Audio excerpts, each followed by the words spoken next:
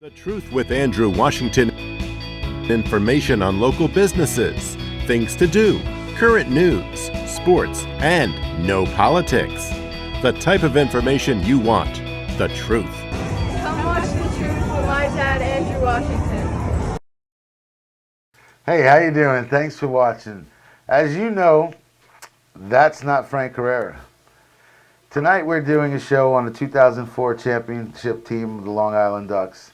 And back in 2004, I had an assistant. His name was Christopher G. Now we call him Sergeant G of the United States Air Force. So Chris came in to join us. You know, we're going to try to bring back as much of the guys as we can. And I can't tell you the times that we had there were incredible. And a lot of it was due to this guy. He's a clown, but I swear to you, they use in the military, there's no other better person in the trenches you want. Yeah, this guy, we made a team. I make good teams with people I work with, absolutely. but we do good. You were the Rock. I was the Rock. You were the Rock. Listen, John Arch is not here, but let me tell you quick about Chris, how this went. Chris worked in the merchandise store. He was one of the game day staff. Then Chris became an intern. Mm-hmm. Then Chris became an assistant. Mm-hmm. And then Chris was like me. We just never left. And then John Archer came in, and we would not let the team go. We weren't supposed to have this many people in operations, but it worked. And this is why, like we were talking about today, a lot of things that we put in place and we figured out, they're still in place today, and that's kudos to you, brother. Mm-hmm. Good job. Thanks for having me. So, before we get into what we're here to do, I just want to bring you back to the clubhouse in East Hampton. You know, my home. I'm out there Thursday through Sunday. Last week, I made a video of Dino Luzzi, which we showed you. I was trying to show you another clip of some of the fun. I don't know if you've seen some of the fun that I do out there. I have. But one of the clips is me actually checking out the game to make sure customers have a very good experience. So, Bobby, if you could show that video, please.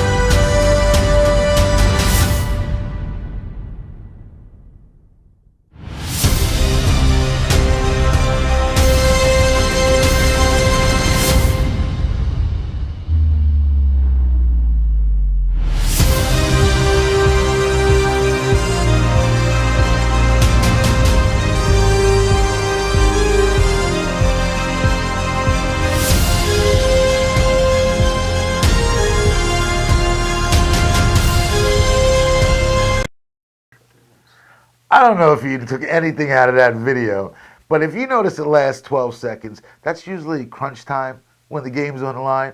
You want the ball in my hands. It's just like anything else. I haven't changed. No, you haven't. It's still down to the wire, and it's just money. There you go. That's the clubhouse. Thursday nights we have bingo. We have a trivia night, which I host. We have karaoke as well. Bowling, we're getting started. We're looking to form some more league. Actually, we're forming a league out there. We're looking for more teams to join us. And I'm actually going to be working with some of the folks with APA to get some pool tournaments and a pool league going out there. So come out to the clubhouse in East Hampton. Check me out. See what's out there. We have a lot of fun. We're going to take a commercial break, and we're going to get this party started. We're going to come back with the guy who put the pitching staff together, Mr. Dave LaPointe. Oh, nice. Good add-on.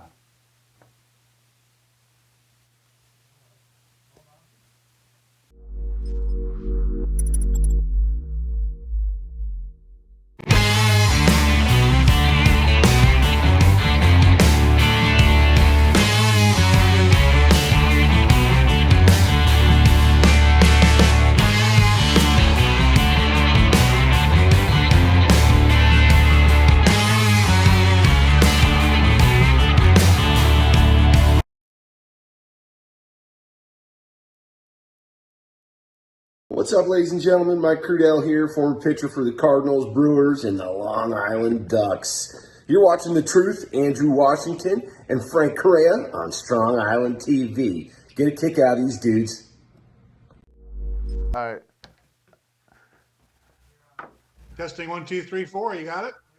And here we are. We're back. My buddy Chris G right here. So I told you we were putting this thing together, and it starts from the top. One of the guys that I remember when he came into the office, it's like, we're getting this pitching coach. No, he played for the Yankees. I was like, who's this guy? This dude came in like a big teddy bear. He did. A big teddy bear. We stack him back into cubicles, and boy, did the atmosphere in that office change. I don't know who it was, but the keyboards, the monitor, everything was turned upside down. Let's stop talking about. Let's bring in Mr. Dave Lapointe. How are you doing, buddy? Yeah, listen to my two little angels right there in front of the microphones that weren't doing anything either. Listen, you created the monster. We had to add a little atmosphere to the plan. You did that. You did that well. The first thing I remember was the keyboards, the monitor, everything was upside down. I don't know whose cubicle it was, but then it just snowballed and it started to be everybody's.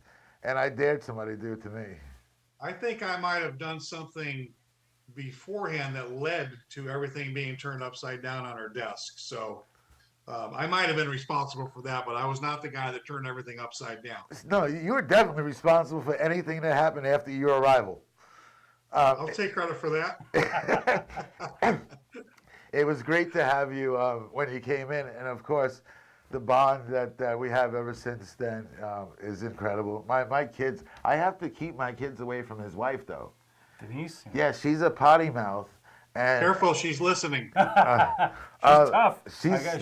She's tough, but she's a potty mouth. But let's get to it, Dave. 2003, there was a couple of, there were some times in there that you guys got close. We got close to winning, getting into the playoffs. It didn't happen. I remember putting the locker room. We thought you guys did it so much. The game was coming down to like the 8th inning. We put plastic over all the lockers. Yeah. We bring the champagne in there, and we're ready for a celebration. The staff is just like ecstatic, even more so than the players, because we have to hear about it every day in and day out, and it didn't happen. We had to take it down. Yep. Real quick. Roll it over real quick to the other locker room, put it up. Yeah. But I believe that taste kind of kicked you guys in the ass and got you ready for what was to come in 2004. I was wondering why there was a couple bottles of champagne missing from that complete order by the time we got done. We don't talk about that.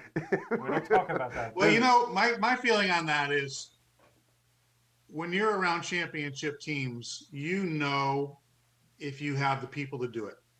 I mean, I'm not saying sometimes you get lucky and you go out there and you win with the people that you have, and then they become winners and they know how to win. But it didn't seem we had some pretty good guys. We always said that right brand of major league player had to be a certain player to be in our clubhouse. But it seemed like we were missing something. And I think when we go to 2004. When you have a Bill Pulsifer and a Bill Seamus come in on the pitching end, we had Kamara and we had some good offensive players, Patrick Lennon, Doug Jennings. But when you have those guys come in on the pitching end, it makes a big difference, and they know how to win and they know how to dominate a game. And I think when they can go out there, Lance Davis, for instance, when he started a game off, the first 2 or 3 pitches of the game, you knew what was going to happen. Yeah. He hit that target, and the catcher didn't have to move his glove, and that's just the way it was going to be. We've got a shutout going here in about 2 hours and 10 minutes, and let's have a couple of Frosties afterwards. And that was a team we had that, granted, we had some exciting games, going in that stretch and leading off to the first weekend, the last weekend of the first half, the games that we had to win. It was unbelievable. We had to win all 3 games against Bridgeport to even win the first half. Right. So I think we're behind in the first game, and Cole Liniak I think went 5 for 5, had a great game for us. The second game, Bartia, let me look it up right here. Jennings singles home Bartia in the top of the 12th to win that game. And then game 3, Liniak hits a solo home run in the pouring rain to tie it up. that lets us go to that playoff game. And what I remember most about the playoff game is not really the game itself. I remember the throw going over the third baseman's head into the stands and Penny and feather. scoring. Penny I feather. think Machete was the runner. Right.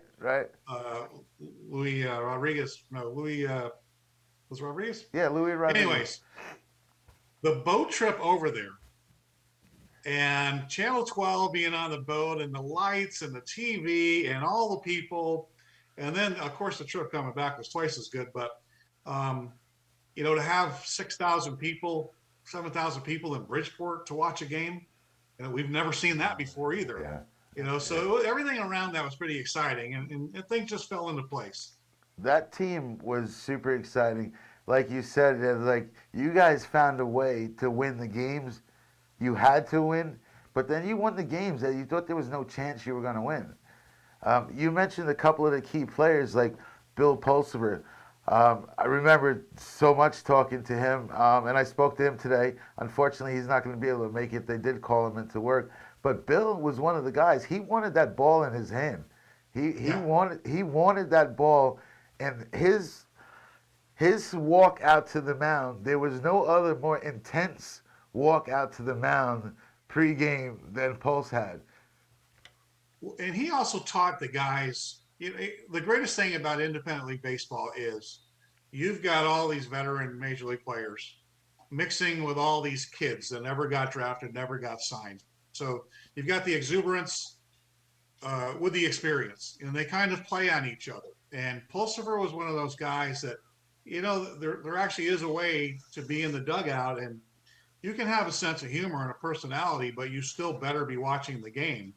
Or else I probably wouldn't have had a job my whole life. Right. But, Pulsiver had the best Harry Carey impersonation of anybody I've ever heard, and you're in the middle of a tight game, and I'm down with Mac on the other end trying to make decisions, and all of a sudden Harry Carey's in the middle of the dugout broadcasting the game, and you look down and it's just Pulsiver being Pulsiver, and it was hilarious, but he was good for the team because those little things you look at during a game from the dugout. What's the pitch? Is he tipping pitches? Is the pitcher, is he slow to the plate? Can we steal some bases? Watching all those things, or defensive plays, when guys cheating, they give them the signs too early. You can watch that stuff and know. And as a coaching staff, we didn't have to worry about that because we had Coach Pulsiver halfway down. And now once you get one guy into it, that he's stealing signs or trying to figure out what they're doing, the rest of them start doing it, and then you don't have to worry about your team at all. Right. That was a very unique team, personality-wise. And kudos to you. And I know because I was there with you that sometimes it was a challenge, but you kept those guys together. You kept them as one unit, even outside of the ballpark. Till this day, we still. I spoke to every one of them today. Everyone still talks to each other. How do you be such a clown? How do you get them to understand that, this is what you do? Well, when you tell them that, for one thing, they're in independent league baseball, all right, and they're making road trips to Nashua, New Hampshire. That, we're thinking that we were talking the other day with some of the guys, and the story that was told is Nashua's clubhouse was about, I would say, 15 feet wide. So you've got a locker on each side and a bench. And they had a clubby that he was probably about a pickle under 400. So he'd walk down the middle of the clubhouse in the rolls of fat or his ass or something that's knocking food off the table. And he'd turn around and start screaming at our players like, why you guys keep knocking the food off the table? And it's little stuff like that that would just, make you laugh time and time again. That, Nashua, when they were giving rub downs, Tony and Dottie in the clubhouse rubbing down the pitchers, their faces hanging off the end of the table with the urinal maybe 2 feet away from them, So if these guys are willing to put up with that stuff, they weren't making a lot of money. Everybody knows that. Yeah. You have to make it fun for them. You have to make them want to come to the ballpark. That's why we had great card games going, in between batting practice and maybe sometimes before the game. And, we'd have cocktails after the game. But what would happen was everybody would sit around and we'd start telling stories. Yeah. And every big leaguer has good stories, and we always had a lot of big leaguers. But these other guys are listening, and they're sponges. So you had to make it comfortable for them. You're going to have problems. You're definitely going to have problems. There's guys that aren't going to want to be there. They're going to throw a tizzy fit every once in a while, but you do the best you can. If you make it fun to come to the ballpark, then they're going to live up to their potential. That's awesome. So we were talking earlier. You mentioned Kamara Barti. I just want you to take a couple of minutes because I want you to talk about Kamara and let people know what a hell of a baseball player he was. That 2004 season, you had Patrick Lennon leading the team with average, driving in RBIs, but you had Kamara Barti sitting there, 27 home runs, and we seen that video in Bridgeport. He hit them when we needed them. After you talk about that, I'm going to show a few pictures of Kamara, and then we're going to get the rest of the guys in here, and we're going to continue talking about that 2004 season. Well, Kamara, that smile. I don't care when you saw him, what part of the day you saw him, he was smiling. And I think he is more than a player. He was a built-in coach. And I think we have Justin on the show in a few minutes and maybe in Jason Johnson, but he would just take over. And he wasn't a rah-rah type of guy. No, quiet. Didn't talk that way, but talk in a teaching way of telling them what they're doing right, what they're doing wrong. And once those sponges got together, Justin Davies was a great guy to watch because he just got better and better and better every year he played. But because of guys like Kamara, and like you said earlier, Kamara hit a lot of big home runs.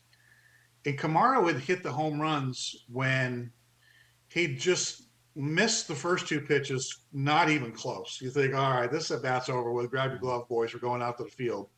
And then just launch a 400-foot home run and come around the plate and just get back in the dugout and smile at you, like, well, I set him up.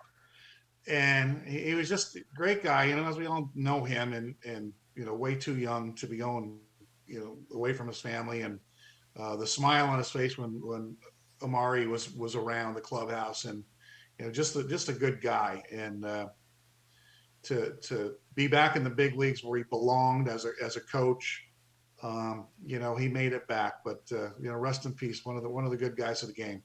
So at this moment, Dave, you can't see it, but we're scrolling through a lot of these pictures of Kamara in his big league uniforms with the Orioles, the Pirates, most currently with Detroit, and that was the game he loved. And I had the chance to just talk to him about baseball, and I've done that to you as well. Just ask you things like, how do you know this? Just trying to get the understanding of a professional athlete. Kamara was always willing to help. Look at that smile there. He was always willing to teach me or tell me anything that I wanted to know. And we spoke a lot about the game of baseball, and I learned a lot about baseball from being with you guys. I knew the game, but I learned the back end of the game being with you guys. And he was a great instructor, and I know he's certainly missed by his family. And we spoke. He was excited to do this show. He was looking forward to doing this. I'm sad, of course, that he's not with us. But the Duck fans, he was one of the fan favorites throughout the Long Island Ducks. I'd say he's definitely in the top 5 of fan favorites in Long Island Ducks history. No, he was also that guy. Not only was he a good instructor, and he was that guy that would tell you the stuff that you didn't want to hear. Yeah. And just blunt, honest. This is the way you got to do it. You're doing it wrong. If you don't change it, you're not going to be here. And I had a pretty good relationship with him that he would never say anything that he could get in trouble for. But I pretty much knew after a couple of days if the new players we signed were worthy of being on the team for more than, Right. a couple of days. Right. And it was a big help. You're signing these guys a lot of times sight unseen. You never know how they're going to be. But he was one of those guys that, we never played together, but we came up with the same backgrounds if we played with teams that played the game the right way. And we knew how to play the game the right way. And if somebody came in and didn't know how to play the game the right way, well, that was going to take us down. So I've made it my opinion that outfield of Kamara Barti, Justin Davies, and Jason Johnson is probably one of the best outfields in minor league baseball, definitely for 2004. Well, I think the first part of that year, I think Wendell McGee was playing a lot of right field, He was, yeah. and we had Wendell had a health problem actually when we were in Nashua, and I don't think he made it to the end of the year with us. And then that's when Jason Johnson took over in right field, and I think Jason's one of the best right fielders I've ever seen in uniform, and he saved so many games for us just by right field's the toughest position to play, and he knew how to play it, and he played it smoothly, and he was always in the right position, and he always made accurate throws, never missed his cutoff man, had a very strong arm, kept the ball low. But because he was so good, Justin didn't have to worry about too much in center. So, and Kamara was a professional, so it's kind of funny. Justin wouldn't even look towards left field. You got a big leaguer over there. No, he's looking over at Jason and right. But I mean, they were a great outfield. They caught everything that they got to. Everything. Throwing wise, I think Olivia and Addie could probably throw the ball harder if you gave them a good day with wind behind their back. But it's something that they both worked on all the time to get better. Yeah. And by the end of that year, as long as you're making a strong direct throw to the cutoff man, those runners can't take the extra base. We can always keep the double play in order. You're going to win a lot of games. Yeah. So you had Kamara hitting home runs. You had Justin and Jason stealing bases. That was a true delight to watch you guys. Bobby, do I have someone there? You got 5 people and 6 people ready to go. Dave, remember we talked about, I said, now we got to kind of keep this a little tame, and you said, I can't promise. We're about to unleash the gates. We have 6 of your guys ready here. And we're going to, oh boy, here we go. We're just going to go for this ride. So, but the first guy I want to see is this JJ's right there. Mike Crudell, I see. So we're just getting you guys unmuted. We got Lance Davis somewhere. Guys, thank you so much. We're just getting situated here. We're going to get you all going. And I can't wait to hear some of your stories. Crudell, you're the man. I appreciate it. Mike I asked you guys to send me this video, right? You all guys all did it. Mike had it in like 30 seconds. I got LaPointe's like 25 minutes ago. I had to edit his, because I hear Denise, okay, go. Okay, now you figured out the problem. You had to get Denise to film it. Okay, now if you want to argue with her, tell her to stand out in the sun and film this. Now you go ahead and come on down. So the funny, I got to tell you, guys, I hope you guys can see right away, right guy in the middle, poking his chest out, right? Pat Lennon sitting there poking his chest out, making sure everybody sees him.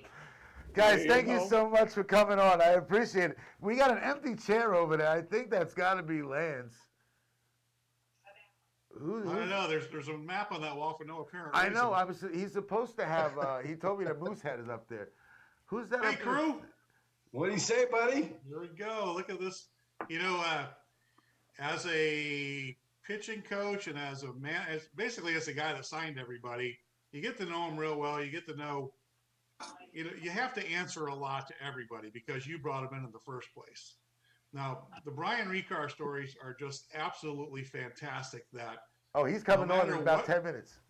And he started that big game for us and pitched 7 great innings and pitched well for us. But no matter what time that game is going to start, Ricard is going to start his warm-up so that he's going to be 4 minutes past the start of the game. And I don't care what happened. I got yelled at every start he had as a Duck. Why can't he get down there quicker?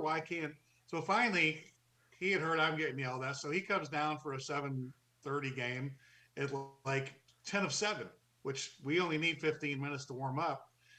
He still was 4 minutes late for the game. And after his last warm-up pitch, he always threw the baseball 150 feet over the fence into the parking lot someplace. Now I've got the guys yelling at me like, does he know how much baseball costs? Do we have to throw every of those baseballs away? And finally, I just said, you guys go tell him. Yeah. I don't think they were going to change it. Yeah. Ricard, he sent me a message a little while ago. He's, I forgot Jamie's in Vegas. I got to get the kids to sleep. I said, Brian, do what you got to do. Just make sure you get on. So he's gonna be here. JJ, the quiet one. What's up, buddy? As same deal. Glad to see that you still got them same T-shirts they gave out. Mama, you wait. Same deal. Even though I'm feeling old, I got my glasses now The spectacles? for my readers. Yeah. We pay attention to that. But Now, I'm Andrew, still, that guy in the middle right there. Yeah, Come that to big the guy. ballpark and Patrick wasn't. I'm going to go out on a limb here and say he wasn't the most talkative guy in the clubhouse. That's because you couldn't understand what the hell he was saying. Minded his own business. Those bats were all shiny. That uniform was perfect. He was getting ready to play baseball. So a couple of years later, we're doing lessons over at Matt Giuliano's place, and here's Patrick. I don't hear him shut up for the next hour and a half. I can't keep him quiet. I have to keep looking over there saying, is that the same guy I was with for all them years? No, But a that, great, our enforcer and just guy that did always come to play, the guy that got the big RBIs, and that everyday workhorse. But, like I said, it was fine. We finally had that combination of guys that were going to win. And we knew it. And, we always, year after year, we had tough times winning in Nashua. We had tough times winning in Bridgeport, and we had tough times winning in Camden. And to beat Bridgeport, and then I think we took Newark 2-0 in the playoffs, and then we beat Camden 3-0 because they had a dumbass shortstop that wanted to put his knee in Matt Garrick's back. That kind of sparked us a little bit. But I remember after we went down to Camden, we're trying to go to, I think it was called Abner Double Days, which is a bar down in Camden. We were going to celebrate, and the River Sharks were already there.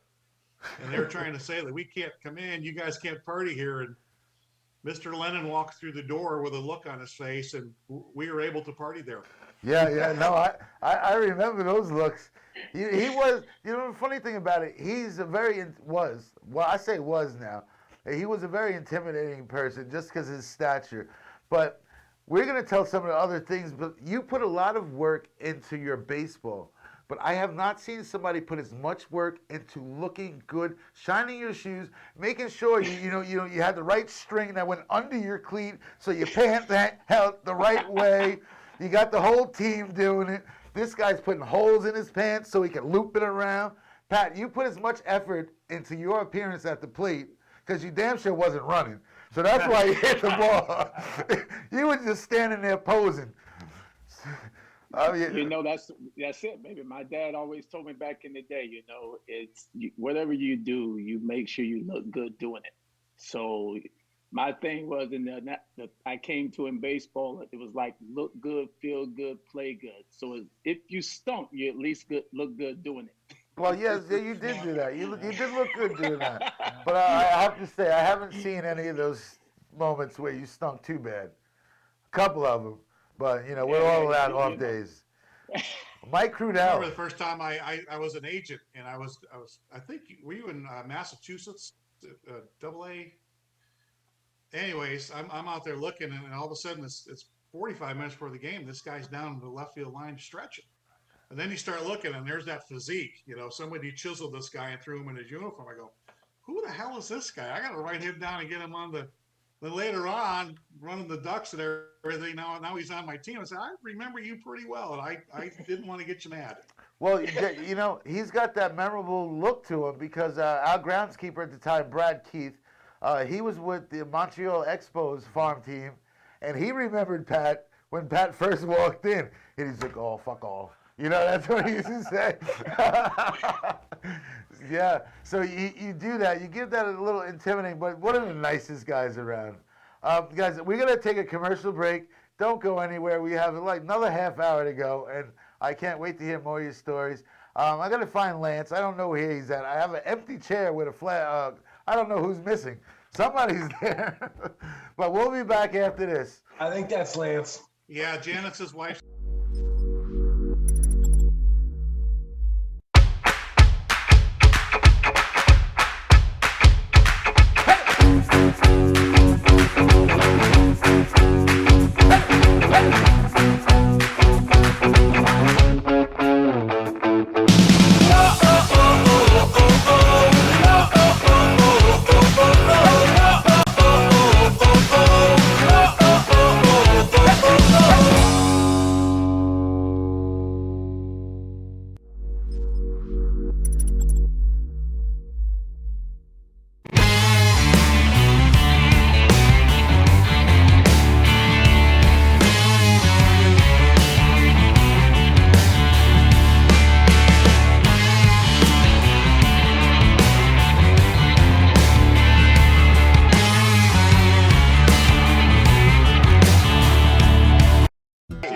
Believe it or not, Lance every weekend can still go out and pitch 7 innings and not walk anybody. Believe that?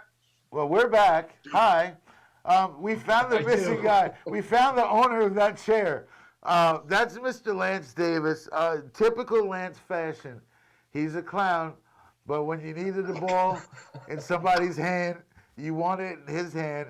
And I remember that game, 2004, when Lance, I think you had a 2-hitter, lights out. It was one of, like, other than Rod Henderson's no-hitter, that's probably one of the most best games I've watched pitched at that ballpark. He left the field till, like, everybody stood up. There wasn't any place. I think even the visiting fans were standing up clapping after that performance that you did. And by the way, thanks for this, buddy, because that's where I got this. Yeah, no, I do remember. I was just talking to Janet about it. It was funny. I was like, I had to try to rekindle some thoughts from 17 years ago. So I was like, man, well, that sticks out. That game, I think I threw 8 innings, and I was just watching it, and Seamus threw the last pitch and struck somebody out. And I was like, oh, okay, we're back. Let me see if I can remember this. We have somebody in the bottom. I cannot see who that is. What? Ricard. Is that Mr. Ricard? I'm here. Absolutely. I couldn't tell with all that old stuff on your face. That's Brian look young. Ricard. Brian He's raising a Ricard. couple of young studs to be players just like him. That's a lot of hard work. So Dave, you were talking about Pulsar bringing that presence, that major league presence. This man did that as well. He did it with a little more flair than Pulse. He's got to come in with the 911 Porsche, but I can't complain. He was like, hey, boom, park this for me. What? I took that thing for a ride. Yeah, we're out, buddy. I didn't have that very long. Yeah, I didn't have it very long. I didn't care what happened to it. Brian, thanks for joining us. So Dave was mentioning like some of the big leaguers that we had on the team, and what was it like for you as a big leaguer? Spending time with Chicago Cubs, coming over to this group, because they had to definitely be the oddest bunch of guys that you came across. Well, can you hear me okay? Yeah, we're good. Okay, good. I never played for the Cubs. Oh. I played against them, though. The Colorado. You see how quick they're all on the Tampa left. Bay and Kansas City. It was Tampa Bay. My bad. Look at Crudell dying over there. See, listen. That's all right. Listen. It happens. Steve Harvey. It was fun, though. Steve Harvey called out the wrong Miss Universe. I That could is say true. the wrong team. That's Okay. true. Hey, I don't mind. I'm having a beer anyway. But it was fun. Just going to this league actually helped me in my alcoholism. It was a fun time, though. Oh, Really Can't fun argue time, with though. that. I did overreact sometimes when I pitched bad, and Pointer knows that, and I made some damages to the clubhouse. yeah, we But know that. Thank We you. know that. Thanks. But that's when mini thins and those uppers and greenies were available, and you took too many when you pitched, and that's what happens. Yeah. So Brian said he's like, hey, we can make this controversial and make it, like the social media light up. Way to go, buddy. So Brian, I don't know if you heard because you're in and out putting the kids to sleep. Tell us about this ritual of being late to your starts every start. I just I like that sense of urgency of all right, let's hurry up. I didn't want to think about it too much, so I would just sit there and listen to music and just relax, and then I didn't want to think about everything else, and I just went out there and tried to go as fast as I could. And last pitch, I would throw it as far as I could because I was so pissed off I was there. And so went out there and pitched, got me loose. Yeah, we heard Might about have that. had a little dislike for front office people too. I'm not sure, but just maybe. Just No. I loved everybody. I just acted like an ass to some people just to get them pissed off. And then you I married like playing one. with people. It's all psychological, just like pitching. Incredible. See, Dave, this is what I mean about the challenges of you keeping all these individuals together. Yes, he had quite a few. my Yeah. favorite thing when I would do with Mac is we'd warm the starting pitcher up, and then we'd walk back down to the dugout, get ready to go out for the first pitch, and if the guy had a really, really bad warm-up session, I would look at Mac. I go, I think we're going to need a Snickers bar tonight. Well, and he used to swear. He would mother me like for the next 15 minutes. And then I have to explain about Ricard. I go, the worse he does in warm-ups, the better he's going to pitch in the game. So quit worrying about it. Don't worry about Lance. Lance, the first 3 pitches of the game, we knew if we had a 2-run game, a 1-run game, or a shutout. You knew that the first 3 pitches. Yeah. And everybody else is dependable. Think about bring up these names of our bullpen that year with Chris Kozlowski and Lambert and that's what I was just looking at, Justin Lambert, because I was talking to I believe it was Brian, and we had one of your pitchers who lost his goddamn mind, and I couldn't recall his name, but that was Kevin Sherady.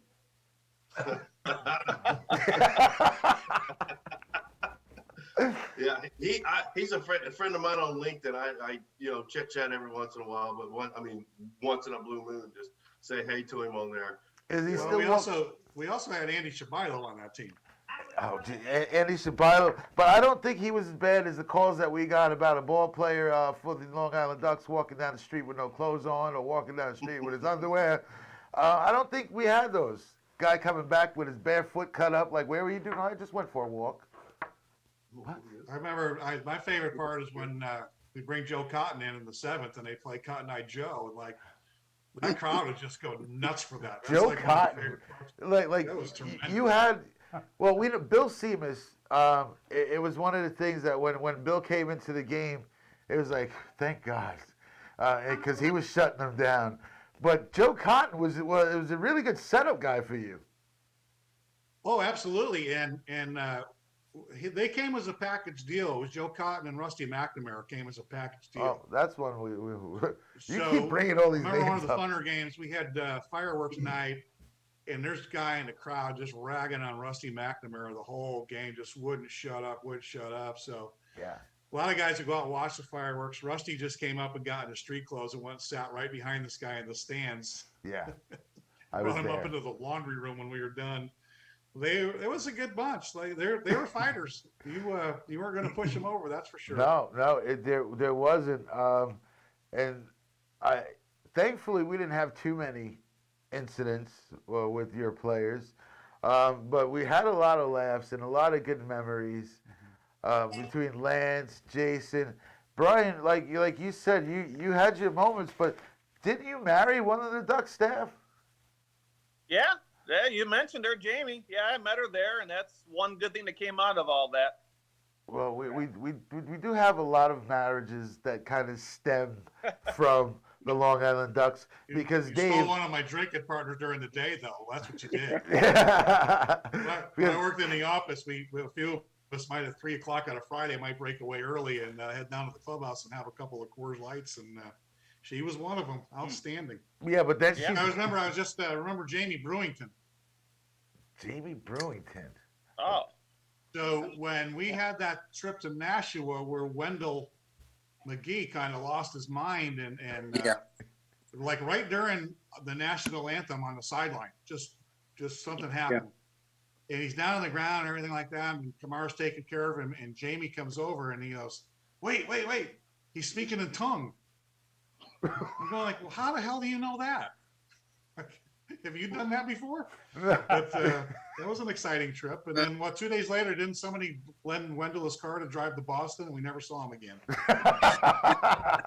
There had to be Machete. Machete was borrowing everybody's car to drive to Yankee Stadium, go to Fenway, whenever his buddies was in town. He even took the duck bug once. Well, oops. He took the duck bug and came back with a back seat filled of baseball bats. And you just look at the name of who's who. And he's like, oh, yeah, man, this is my buddy. He just give them to me. Didn't that when he went and he got Manny's bats, didn't he? Yeah, he got Manny's bats, and he didn't want to use those. I wonder why. Well, we had everybody on the team would come to me about the human rain delay, John DeSilva. John DeSilva, oh my God, I remember him. Is there any way of speeding this guy up? Can we just 2 pitches a game, just go faster? Yeah. And he looked like, I call him Eeyore when he was on the mound, like, I'll be okay. again. Let's go to the pitch. You know, and we got the stopwatch out. John, you're taking 27 seconds in between each pitch. Can you speed it up a little bit? Oh yeah, there was a big stopwatch there in the front office. You needed to get things done on time. We needed to have that game about 2.5 hours. And what's wrong? I remember. I tell you some of these things about behind the scenes. Some of the officiating, umpiring wasn't the best. And the owner of the Ducks owned the league. There was one game the umpire was so terrible. As operations director of the stadium, I was thrown into the middle of this feud. Go down into the umpire's room, tell him to get his ass into the office right now. So, I'm a good employee. I do that. He says, I'm not going. I have to go back to Frank Bolton. Tell Frank Bolton. He said he's not coming. He's like, you tell him that I am the CEO of the Atlantic League. I had to run him back and forth. I said, Frank, I can't. I'm not doing it. Needless to say, that dude was smart enough to get his ass in there, and I've never seen a door slam so hard once this man went in the office, and I wanted no parts of it. People were like, what's going on? I wanted no parts of it. I went outside, closed all doors, locked the door. Whatever happened, somebody was going to be in there. It wasn't going to be me. So, yeah, you guys think that, it was just the ball players. It was a tight ship, but the ship ran and it's still running. And you guys have the distinction of being the first champions of the Long Island Ducks. Well, I just like the individual stuff. On our way to winning that championship, some customs were broken that went on for baseball for 1,000 years. And we're getting on the bus after winning one of the playoff series. And my good friends Justin Davies and Jason Johnson get on the bus, and they got ice cream cones and candy bars and cookies. And I look and I go, what the hell are you guys doing? I said, I've got beer, beef jerky, and Slim Jim and cheese doodles. I said, this is how you win baseball. This is the way you're supposed to act. And now after that, they start hiding the ice creams behind their back. Because if they drank my share, they couldn't play for 2 days. So Speaking of, I'm glad you never broke away from that, Jason. We needed you sober, that's for sure. I don't know who. I remember I don't know which one it was. It might have been Spike Owens. I don't quite remember. But one of them took a suitcase just for his video games. So there was a suitcase that went on, and I know later in the day S.T. Harris did that as well. But I can't remember who it was. But there was always the video game in somebody's hotel room on the road. I'm sure there's one vision embedded in JJ's mind. After we won in Camden, we're down on that balcony, the patio of that bar, and the clown lady is on the patio drinking with us. Oh, and she had a pretty short jean skirt on. Didn't you see that night, JJ? Joan the clown. Joan the clown. Joan the clown. Oh my God. Joan the clown. Holy Joan the clown. She was whoa! What the hell? Joan the clown. Yes. About Camden was just, I don't know if y'all talked about it earlier, but me and KB affectionately called it the shot heard around Camden. And for the players knew, Justin Davies, probably the skinniest guy on the team. He picked on the Greek god we already mentioned earlier, Pat Lennon. And he's always messing with him. And we get to Camden, our last regular season series, and Pat has got all this stuff. He's got coffee in one hand, bags in the other, and he's looking for somewhere to sit. And Justin, the sun, moon, stars lined up, and Justin straight shoulder checked him, fell back into the couch, and as he falls back, he tries to get up again, and he stumbles. And when I say I've never been more scared of an individual, and when Pat got up, and you mentioned Jamie Brewington and Kamara Bartiz saved Justin's life.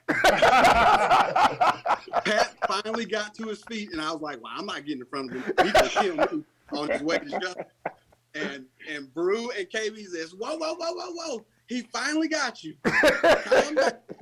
And Justin lives to this day because KB and Brew saved his hurt around Camden. I'll never forget it. Oh, wow. See, those are some of the great stories. And like you have those memories forever. That I'm crying over here. I'm like, because he was a big bully. I don't know what year it was, but Patrick hit a home run in Camden that we actually thought was going to hit the bridge. Remember that? I don't remember what year it was, Pat, but you hit that ball, and I was like, the whole stadium went quiet. Their fans were looking at that's going to hit the bridge. Holy shit, what's that thing? Yeah. Didn't see the strike the rest of that series, did you?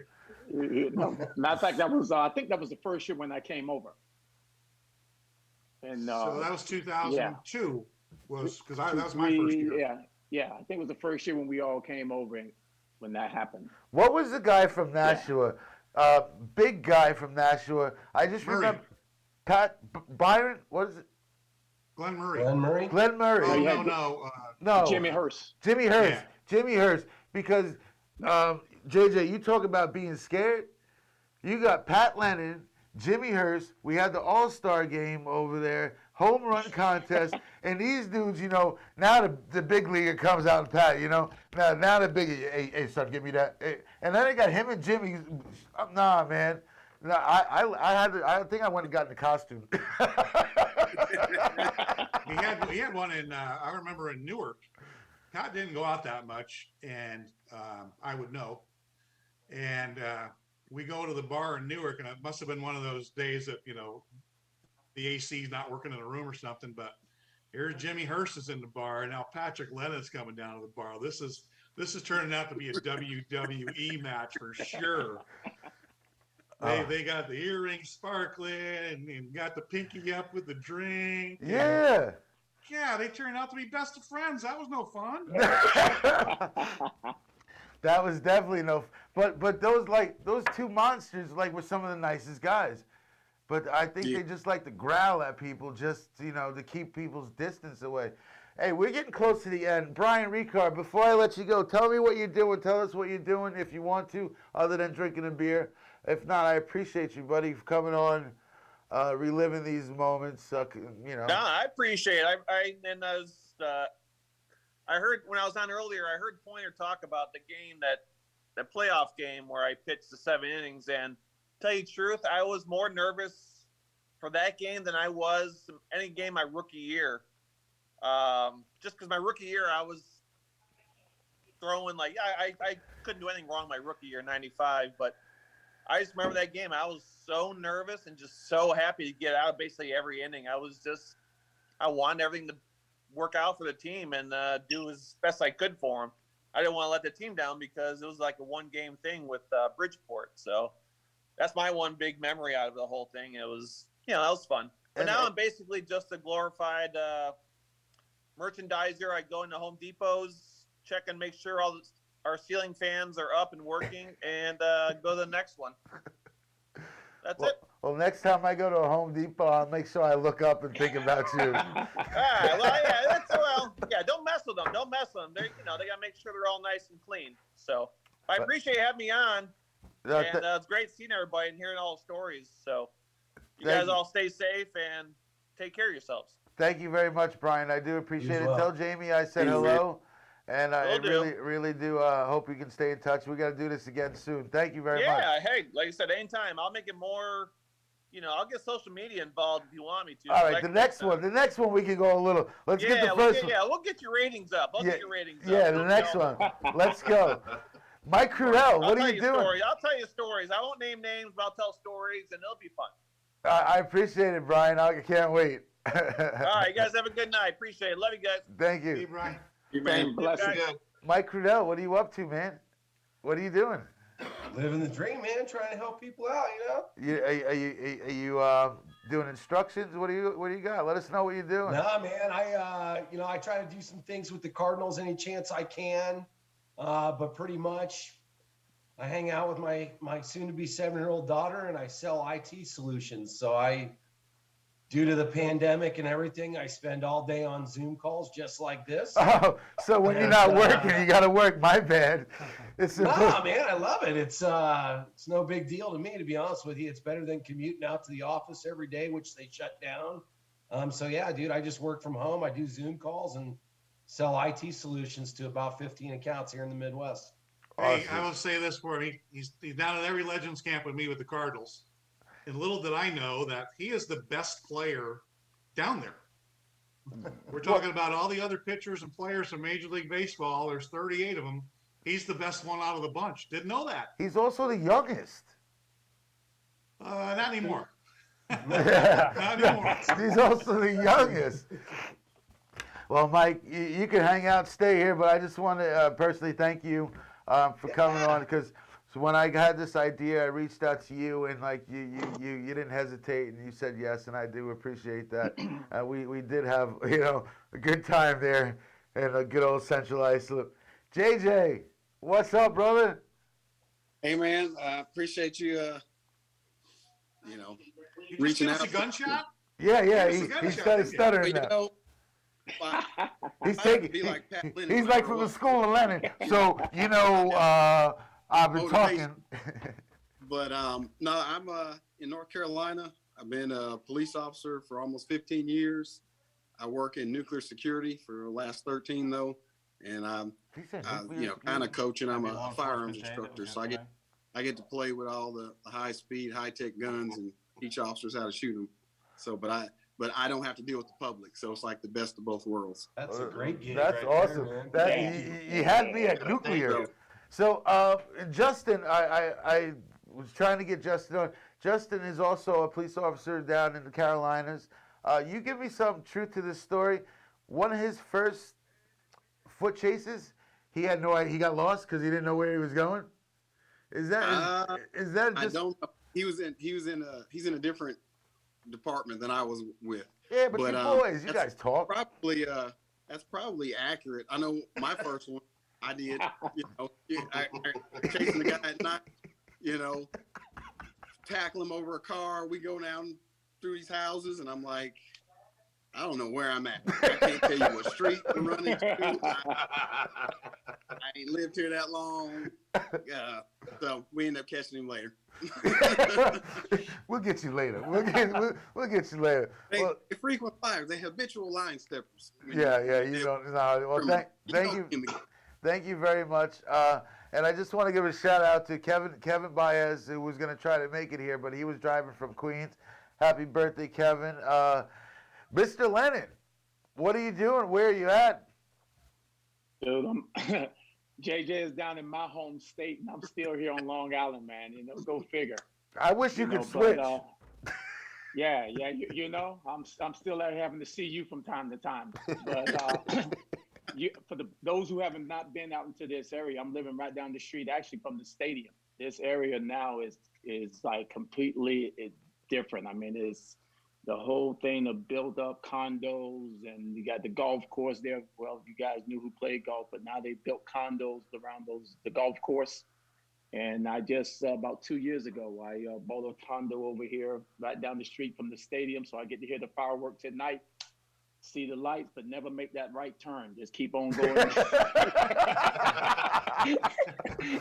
Pat. But it's funny because a lot of you guys have met me during the time when I look at it as making my transition. When I was coming out of that place of being crazy Patrick Lennon to being calm and moving in the direction that I moved in now, where JJ would know how I was hosting Bible studies, doing spring training and during the season and all that. And now since my retirement, I've been working with kids and all that for years. And now I'm doing stuff that I love to do and what I feel is in my spirit, as we laughed about the other day, doing motivational, inspirational things and speaking and stuff like that. And that's why when the point was see me coming out here and the quiet guy in the clubhouse that never really said anything, to now seeing me when it's like when I step in front of those kids and I step in front of the people, that hidden thing just comes out. And so, dude, since I retired, it has been the best. I have been living my best life. I mean, to be honest with you, working with these kids over these years and seeing the kids who really had no chance of doing anything get college scholarships and being a part of their lives and helping give them life lessons. I think a lot of it is taking my own experiences and then passing it on to them to get them to hopefully not make some of the mistakes that I made and get them to understand that life is what you make it. You know we only got no an matter hour what left, takes right? place. Yeah, you know what I'm saying? You know, if I get to talk, it gets long, you know? So that's what it is. That's, you know, for me now, that's what I'm doing, enjoying the kids, doing that kind of stuff. And then I have to deal with this guy from time to time when he stops through my old place. I moved now, so he doesn't know where I'm at. That's what I was So trying to I'm not get you gonna to say 15 minutes ago. 15 minutes ago, that's all I wanted you to say is where you were now. You can't stop through. But anyway. Lance, he done took all your time up. But Pat, I don't even want you to say thank you because you might keep talking. Lance Davis, Yeah. my brother. As you guys know, that you know, Lance is probably one of the closest guys on the team at the time, and we still stay in touch. His daughter Briley is about the same age as my daughter Olivia, so we had that fatherhood thing growing up. What are you up to, buddy? I know what you do. What are you up to? Well, I mean, I work for a big nursing home group here in Florida, and I take care of a lot of their home health stuff, and then 3 nursing homes in the area. Make sure you send Denise some information. She might need that soon. Oh, we have one in Orlando because I know he moved. I'm still where I was. I'm still in Riverview, but she knows exactly where Andrew lives, so this is going to be good. Okay. I know where you're at still. If you never left Riverview, I'll be down there Thursday. Yeah. I talked to Lance. I talked to Lance on the phone, and he'd be like, "Yeah, I got to go see a client. Maybe what's their address?" I had to give it to him like 3 times. He's like, "Maybe I'll just pop in." But Lance, thanks very much for first not Chris showing G, not showing us the deer head. So we know you moved there? Or I'm just hanging out. Yeah, I don't know. I said, Chris, are you gonna You come? look like a Euchre's color guy in the movie. This guy's he's the best in the business. He's still afraid to say anything. You know, he's still afraid he might get in trouble. I don't want Mike Pfaff to watch this and then yell at me. He's still. Dave LaPointe, I appreciate you, man. I love you, buddy. I appreciate everything you do for me, my girls, Gina. But what are you still teaching? What are you doing? I would say, of course, the patio's open to all of you, but I'm not sure Denise will let you in, Andrew. So Crew's been down there. Lance has been down here. So we're waiting for the other 2 to get down here. But it's just like everything else. We get a couple beers in us and start telling stories, and you can't help but laugh and smile. That's what it's all about. I got to tell you, that's some of the best times doing some of the things I do now. I'm around a lot of comedians. Like I was with Chris Roach, and there's like 5 comedians sitting there while somebody's on stage doing their set. The best time was in the corner at that table with all the other comedians watching them cut up on each other. And I'm just like, yo, I can't believe I'm doing. So you guys prepared me because, Pointer, you think you're a handful? Think about 6 of you at one table coming after the magician. Hey, I know one thing. If we got Lennon to laugh during the game, we came in and high-fived each other. Guys, I really want to thank you guys all. Mike Crudell, Jason Johnson, Lance Davis, Patrick Lennon, Dave LaPointe. Where's your wife? I think she's just tuning up the scope on her gun. Call her right quick. She's no. No. No. Denise is like, if you get her started, you have to be prepared for what's coming. I'm sure they all know her pretty well. Yeah. It should be her show, The Truth. Said the truth. Hey, first time we go over to Andrew's house, he shit. brings out, he goes, I used to play high school hockey. So he brings out this great big old picture. There's one black guy and the whole team. And Denise goes, hey, which one is you? He goes, I'm right here in the middle. That's good. She set him up big time. Yeah, she did. Well, thank you guys very much. I appreciate it. I was looking forward to this night a lot, and you guys definitely made my vision come true. I appreciate you guys. Thank you. And we'll chat again. All right. Till next week. Everybody. All right, we'll see you Everybody again. have a good night. Thank See you. you guys. Blessings, brother. Seeing ya. Blessings. Y'all be safe.